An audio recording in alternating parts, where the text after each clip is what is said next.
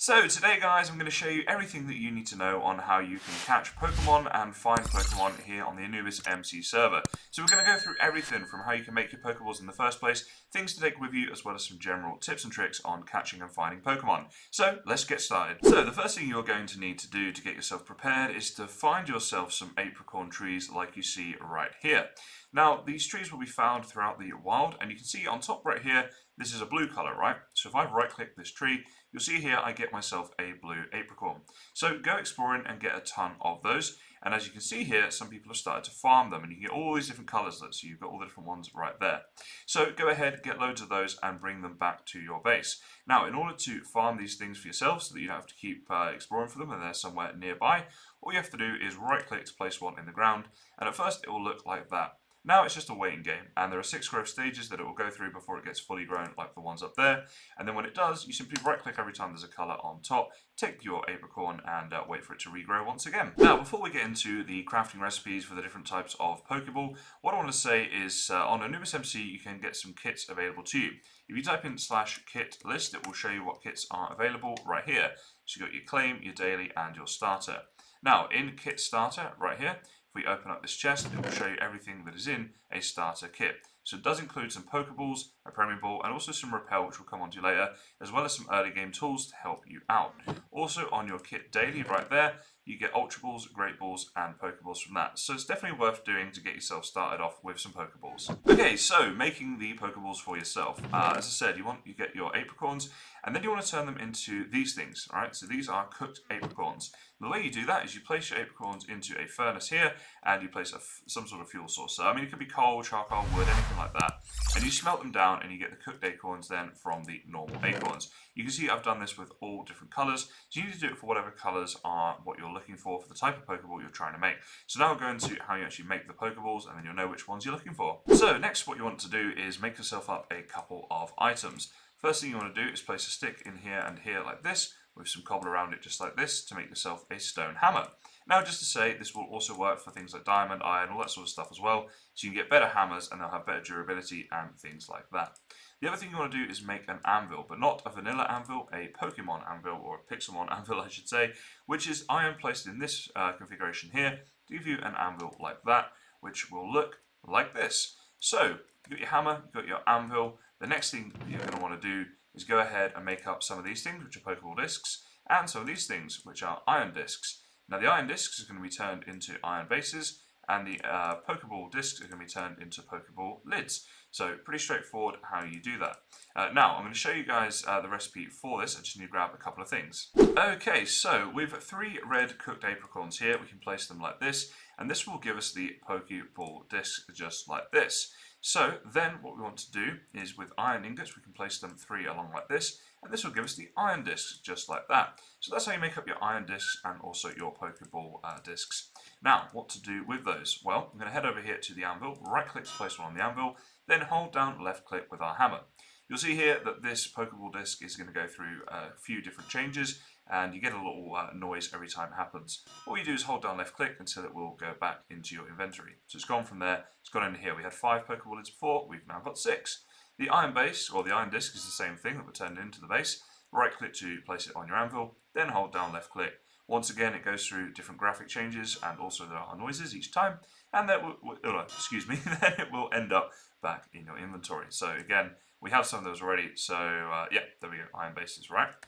The final thing you're going to need is buttons. Okay, so we've got some buttons here, just stone buttons. Now to get buttons, you put cobblestone here into a furnace to get smooth stone, and then if you get smooth stone out here, and you place it up in here like this, or in any crafting grid, you can get a button out of that. Pretty basic tip, but some people here are no doubt new. So then you're going to place your Pokeball lid like that, and your iron base there, with a button in the middle, and lo and behold, you have a Pokeball. You see it kind of looks like a Pokeball, so pretty cool recipe if you ask me. That is how you make a Pokeball. That is it, sort of 101. Now, obviously, you're going to want to make more than just Pokeballs, right? So you're going to want, Great Balls, Premier Balls, Ultra Balls. There are all different types of ball. Now, this brings you on to a little tip here. If you're holding a Pokeball in your hand, you can press K, and you'll see here my screen's about to quit out. And basically, what's happened here is the wiki has been loaded. Now, this will give me everything I need to know about the Pokeball, including the crafting recipe and process. So if you ever get stuck and you do happen to have the ball you're trying to get, like if you want an Ultra Ball, for example, go ahead and press K and it will take you over there. Okay, so getting different types of balls lid. We're going to have a look at that right now, getting out some different cooked apricorns here as to how we do that. So we get some black and yellow ones here as well, and I'll show you this in the crafting grid. So if you place 2 blue apricorns like that, or 3 like that, first of all, would give you a heavy ball disc. We're not going to get into heavy balls today, but I did that by accident, so yeah, that's how you do that. But 2 blues and a red, there is your great ball discs. If we go 2 blacks and a yellow, here is, wait a second, did I get that wrong? Is it 2 yellows and a black? I thought it was 2 blacks and a yellow. Okay, I'm pretty sure I checked this earlier as well. Oh, wait, that's not cooked, that's white. Alright. Has to be cooked apricorns, guys. They look very similar. It's very easy to make that mistake. So yeah, be sure to use the cooked ones.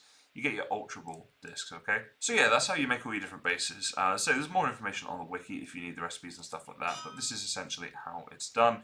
I will link the wiki down in the description so you can get all the information about Pokeballs and all the different recipes that you want.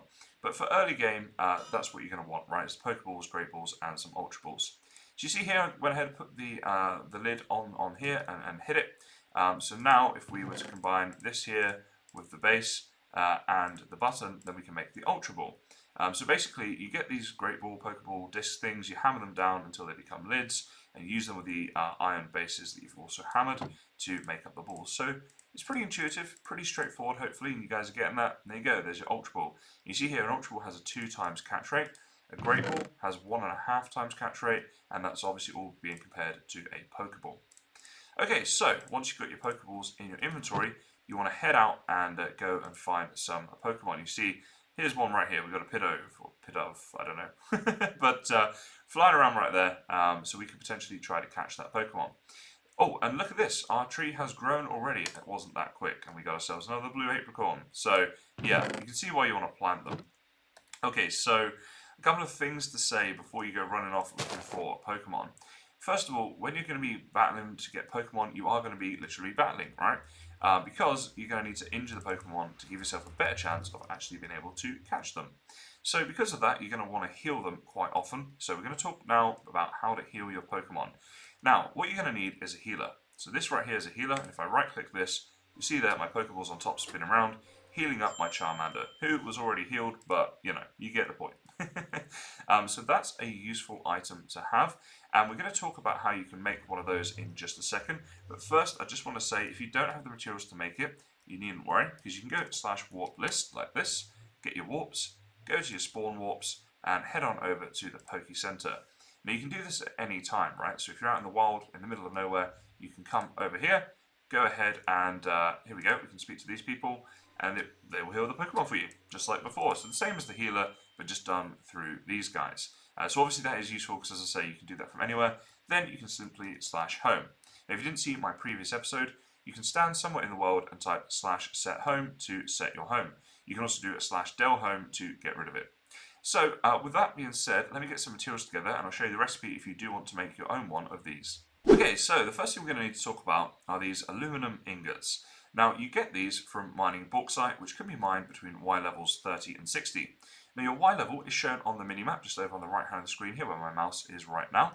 Also, if you press F3, you can get it just here where my mouse is. I'll get rid of the chat, and there you go, you can see that. So I'm currently at Y63, so this would be too high for bauxite, right? I'd have to go between Y levels 30 and 60 and mine in order to get that.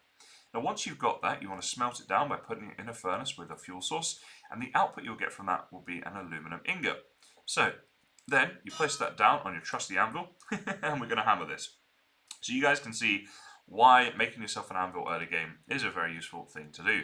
And so I do recommend that you do a bit of a mining trip and get a lot of iron together early game, and also some bauxite so that you can use this. Now, the reason we want the bauxite and the aluminum, I should say, I'm English, so I'm almost saying aluminium, is because of the output we're going to get when we hammer this thing, which is going to be a recipe that we're going to need in order to make our healer. Okay, here we go. See there, I have an aluminum plate on me. So you're actually going to need 4 of those and 4 iron. So if we go over to a crafting grid, I will show you the recipe. I'm going to use cobblestone to represent aluminum plates because I don't have enough, but you guys will get the picture, right? So we're going to have 4 of those like that, 4 of those like that, and it's actually a diamond in the middle. I have a diamond in my chest, but yeah. So that'll be the output that will give you a healer. Now, be careful where you place the healer because there is no way of picking it up.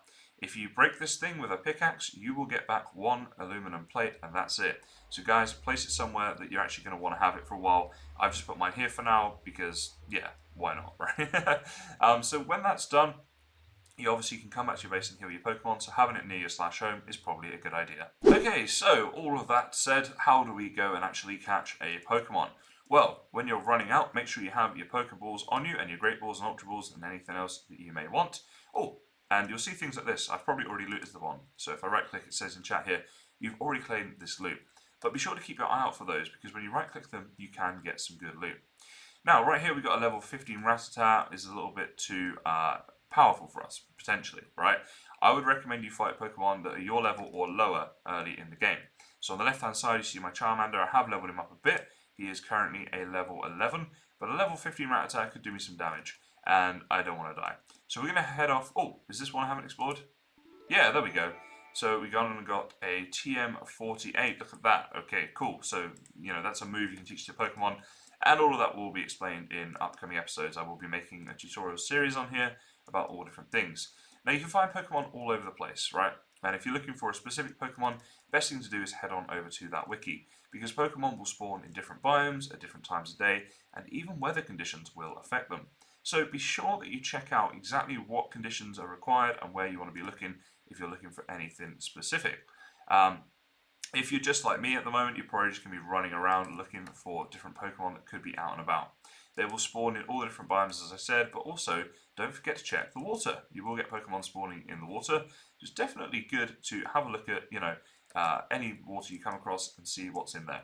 So let's go ahead, and when we find a Pokemon, I'll show you guys how to catch it. Okay, so we found ourselves here a level 12 Spinarak. So what we're going to do is by looking at him and pressing the R button, Charmander is going to be thrown out, and because we were looking at him at the time, we can fight him.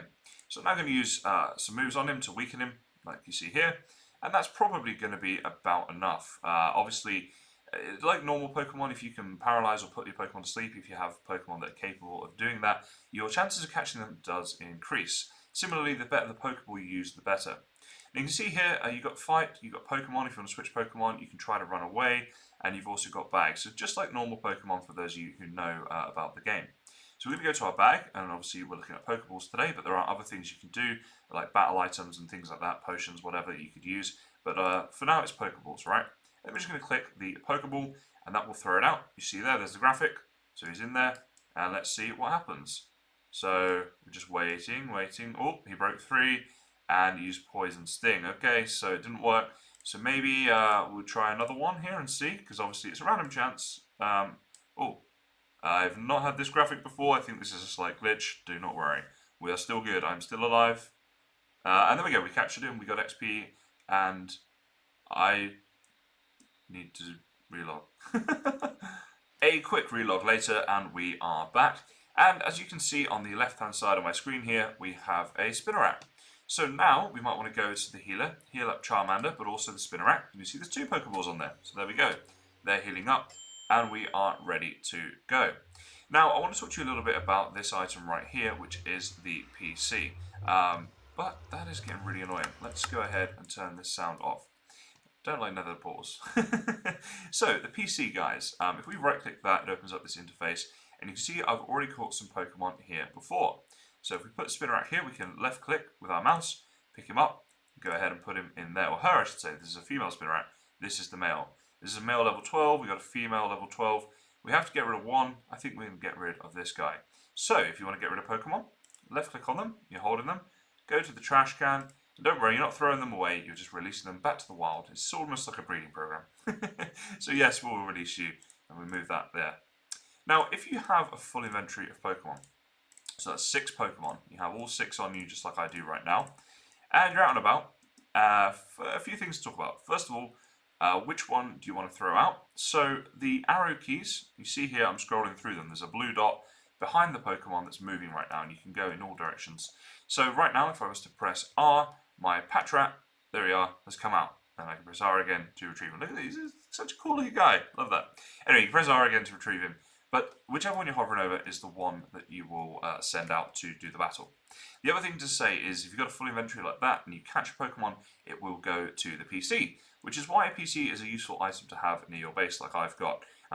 These are also at the Poke Center that I showed you how to get to before, so if you don't have one, don't worry too much.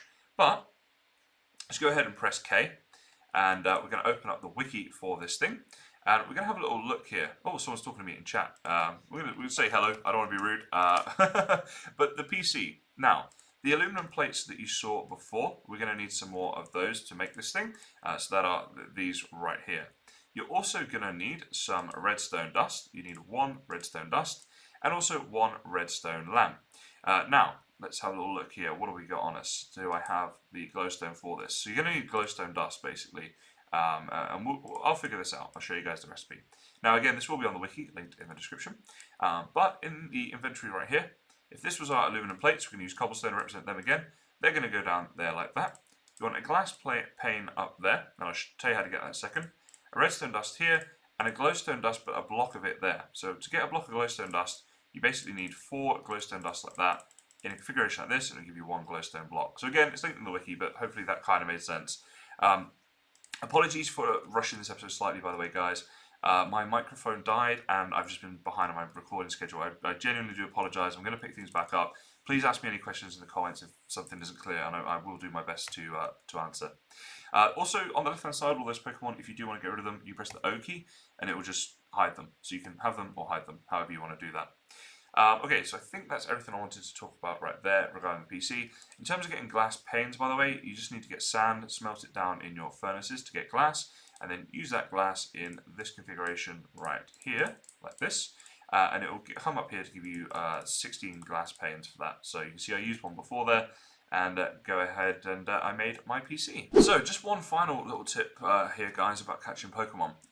If you're running through the wild and you have a look, and I mean, we can see Rattata quite well there, but let's say we're back here. You can use the C key. Let me go to zoom in. You can see what's going on. There we go. There's a Rattata.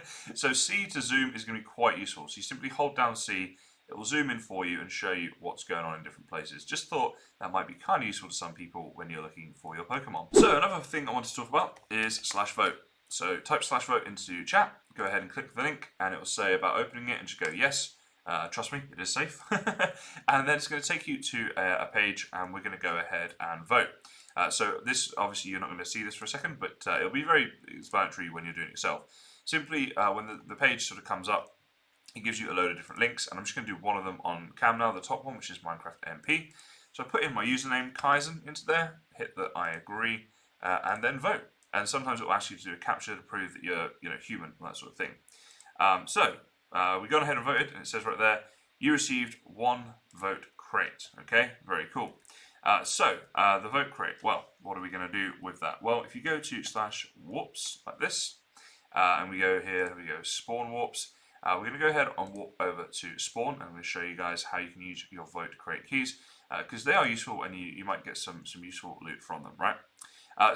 When you're here, you're going to go ahead and come down here. Now, just while we're here, you can get help from this guy at any time, and he'll tell you all different things about warps and voting and just everything else, right, and all that sort of stuff. So here we go. You can even click him to get your link right there. Down over here, you can get warps to different biomes. So if you're looking for a specific Pokemon, be sure to right-click this guy and choose whichever biome you want to go off to. Again, that's if you're looking for someone who is specific, right? When you come to doing gyms, that's this dude right here. You can speak to this guy. But obviously, that's not something that we're doing just yet. But yeah, that's this guy. Okay, so anyway, carrying on through here. Here we go. So these are reward crates, right? So you've got all different ones, right? Different crates and things, and these you can get from donating and that type of thing. Yeah. So obviously that's all on the website if you want to do that. Now you can left click and see what's in the crates. So this one has all of these Pokemon here. This one here has these, for example. So these are different ones for different types of thing. Pretty cool, definitely worth checking out. But the one we're looking at today is the vote crate. Okay, so we're going to right click the vote crate, and here we go. So let's see what we get.